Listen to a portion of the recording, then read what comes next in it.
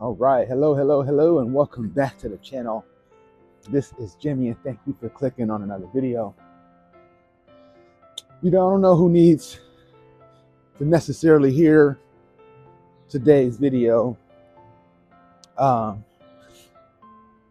I was just thinking about this the other day, and as we continue to move into this space of artificial intelligence, the type of leadership we're going to lead. And I've been working with people and leading people for 20 years. And I definitely had to evolve my leadership style with each, new wave of challenges or evolution that happened. I remember about 10, 11 years ago, maybe a little bit longer, we were talking about the challenges of having, 5 generations in the workforce all at the same time that are drastically different.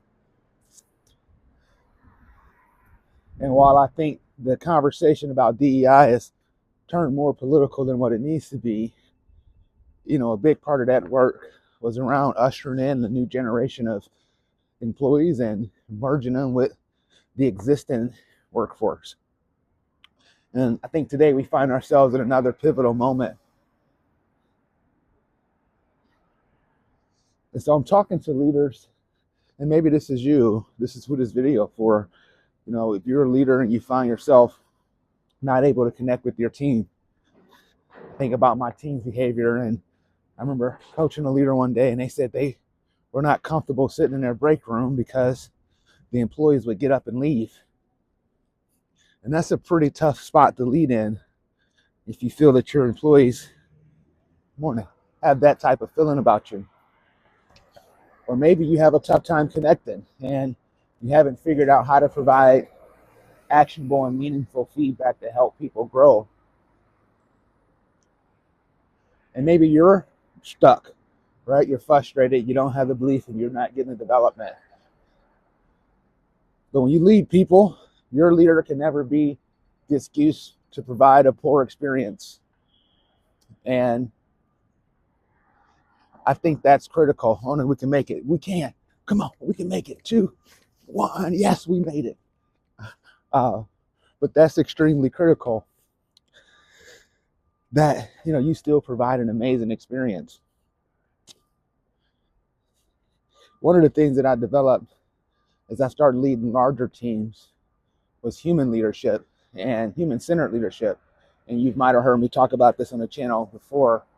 I had an old regional vice president that always told me that if you took care of 85%, which is people was 85% of the work, everything else would take care of itself. And I think when you think about, you hear the term human-centered leadership, it's really easy to think in terms of being like a soft and fluffy, fun leader. And that's not at all what it is. It's more than that. It's about being the leader that takes time to understand where their employees are coming from and gather unique perspectives. And what I have found is true influence happens when you deeply understand people's perspective. If you're arguing it from up here and they're looking at it from down here, and you're not willing to see what they're seeing, you're never going to get them to want to come see it from your perspective. And as a leader, you have to take that first step very often.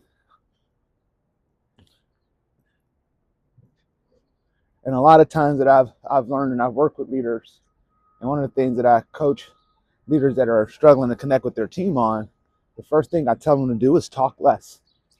If you're a leader and you find yourself doing all the talking, morning,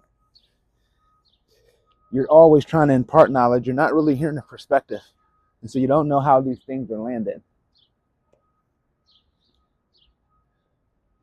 And being a great listener by asking broad questions to understand where the other person is coming from, it's almost like creating a wormhole in the conversation to jump straight into influence. Good morning. And if you can do that, if you can be a great listener and ask questions that demonstrate your curiosity, you're going to go really far. because people want to feel interested in.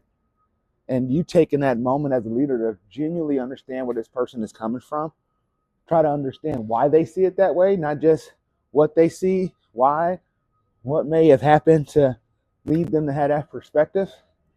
It is a very powerful, profound change when you're able to open up somebody's eyes because you've taken that time to listen. And when you listen and you give people the platform to speak uninterrupted, you know what they do? They usually offer you the opportunity to do the same.